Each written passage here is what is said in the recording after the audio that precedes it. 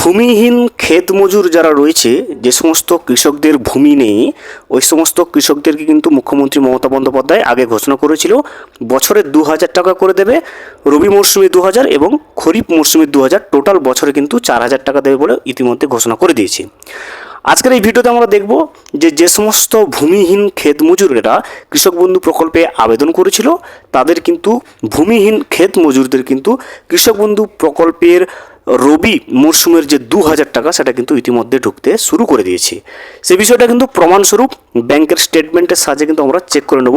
বিভিন্ন যারা ভূমিহীন ক্ষেত মজুরদের আবেদন করেছিল কৃষক বন্ধু প্রকল্পে নথিভুক্ত করার ক্ষেত্রে, নাম নথিভুক্ত করার ক্ষেত্রে, ওই সমস্ত ভূমিহীন ক্ষেত মজুরদের ব্যাংকের অ্যাকাউন্টে কিন্তু 2,000 টাকা ঢোকার বিভিন্ন যে ব্যাংকের স্টেটমেন্ট বা অ্যাকাউন্টে টাকা ঢোকার যে এসএমএসটা সেটা কিন্তু চলে এসছে আমাদের কাছে। তো এই ভিডিওতে আমরা কিন্তু প্রমাণস্বরূপ দেখে নেব সেই স্ক্রিনশটের সাহায্যে। ভিডিওটি বিস্তারিতভাবে দেখে নেওয়ার আগে ছোট্ট একটা অনুরোধ, যদি চ্যানেলে নতুন হয়ে থাকেন অবশ্যই চ্যানেলটা সাবস্ক্রাইব করে রাখবেন এবং নোটিফিকেশনটা অল করে রাখবেন এই ধরনের সমস্ত আপডেট সবার আগে পাওয়ার জন্য। চলুন আজকের আপডেটটা আমরা বিস্তারিতভাবে দেখে নিই। ভূমিহীন ক্ষেত মজুর যে সমস্ত কৃষকেরা কৃষক বন্ধু প্রকল্পের নাম নথিভুক্ত করার জন্য আবেদন করেছিল, তাদের জন্য অত্যন্ত সুখবর। ভূমিহীন ক্ষেত মজুরদের ইতিমধ্যে রাজ্য সরকার তরফ থেকে কিন্তু রবি মরশুমের টাকা ঢোকা শুরু হয়ে গেছে।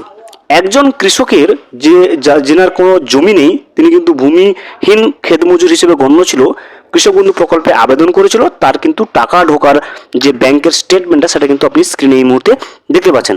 এখান থেকে দেখবেন এই যে এসএমএসটা, your claim of ₹2,000 other grants is released from Asansol to Treasury and is scheduled to be credited to bank account number on 9/3/2026 WBIFMS।